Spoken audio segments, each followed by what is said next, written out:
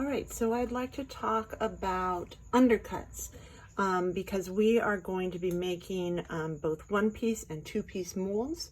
So the first thing we need to talk about when we're talking about one-piece and two-piece molds is what exactly can we use to make these.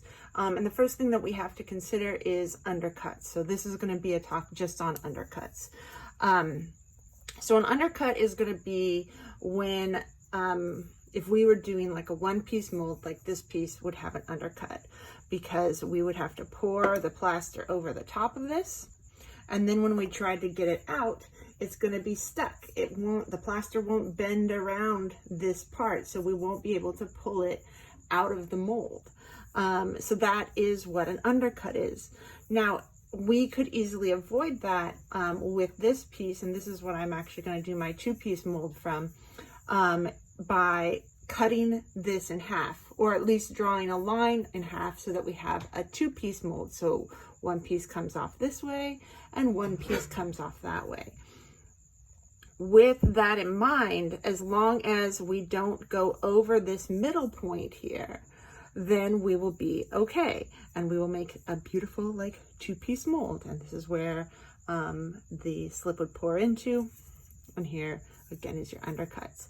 Now if I tried to do a mold this way, I could do a two-piece mold with the cut in the center, but I'd have to choose it at its highest point. So that little like line right there, that's where my highest point would be. So if I pulled this way, I'm not pulling against anything. If I pulled this way, I'm not like stuck on anything. But I don't really want a seam right there. Or maybe I do, I don't know. Now I'm thinking about it and it might be kind of nice. Now, if I did the same thing and I did it right here, there wouldn't be an undercut on this side, but here there would be. It would get stuck right here at that fatter point. So you always have to have the highest point as the point of the undercut, okay? Or as the point of your mold line, so that you don't have an undercut. So I want to show you a couple of pieces that are slip casts, and then we'll talk about whether or not we could actually use them for a mold.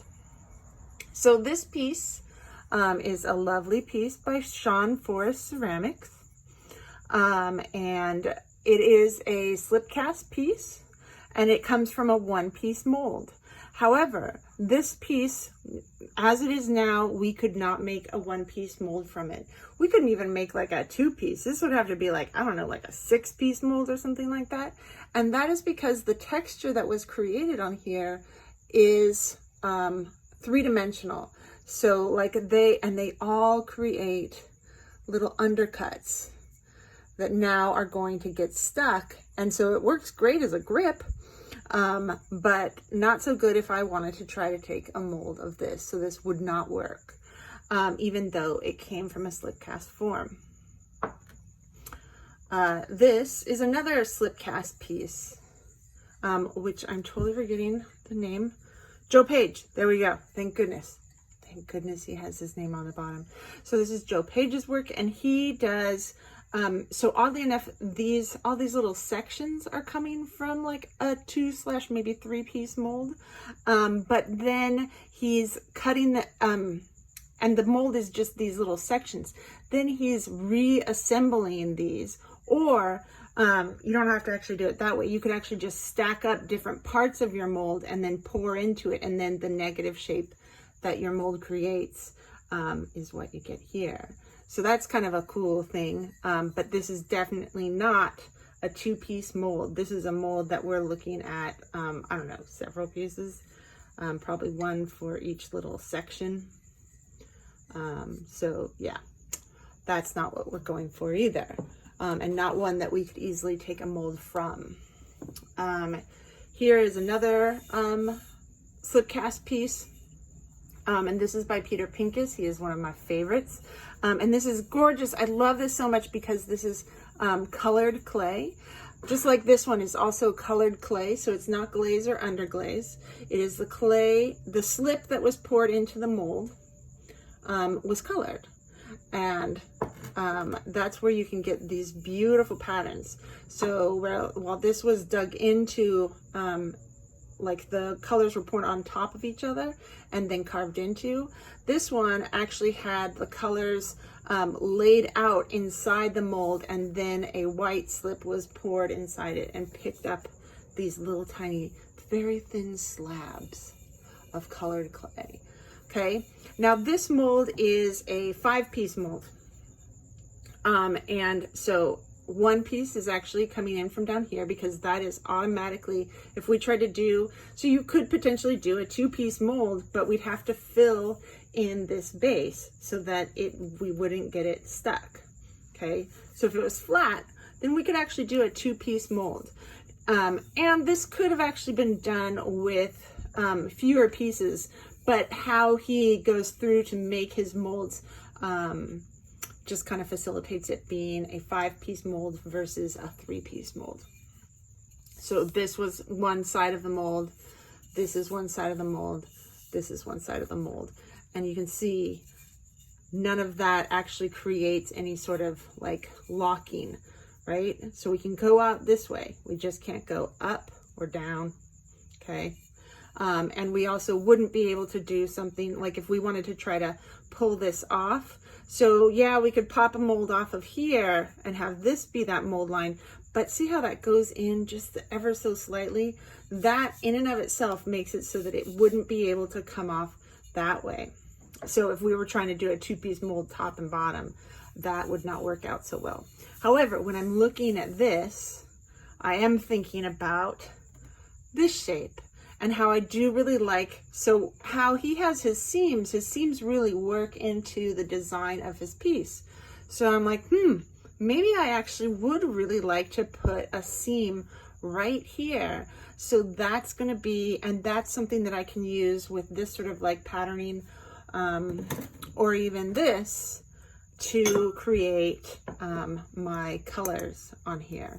So I'm gonna think about that one. I think it's my new favorite plant, guys. Let's talk about things that if you are going to be grabbing something of your own, like grabbing something pre-made, what can we use? So this is something that would work out well.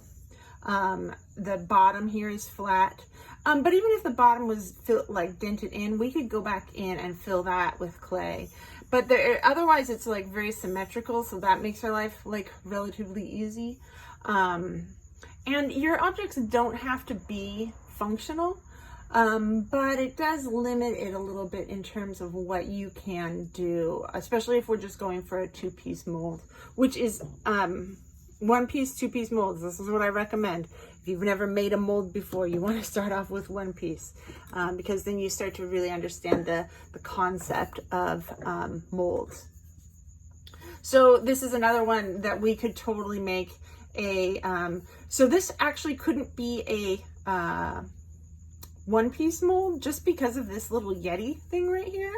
That actually creates an undercut and we wouldn't be able to get it out. Plus anything that has a really straight edge like this does make our lives a little bit harder. But this would work fine as a 2-piece mold. If we really wanted to, we could even make a mold of this lid, but we'd have to take this little rubber thing off. Let's see, any other things that I can think of? So the other things that we could do is we could definitely take, so this is actually coming from a 1-piece mold. Well, maybe it's a 2-piece mold because it's like injection, but we could make a 1-piece mold from this. And you can even see when we're looking down, the fact that we can see the sides on either side of this means that it's not an undercut. Now, if it's curled back in and our fingers hid underneath it at all, that would mean that we had an undercut. Like this in and of itself, we could make a 1-piece mold from. And using plastics is actually a really nice thing. When we go to make our mold, don't use anything that is valuable, okay? But that's as far as we're going in terms of undercuts. So we're looking for something that, so when you imagine trying to pull it out of like another bowl, like is it gonna stick onto something? Or is there anywhere on these pieces that it's gonna hook, okay?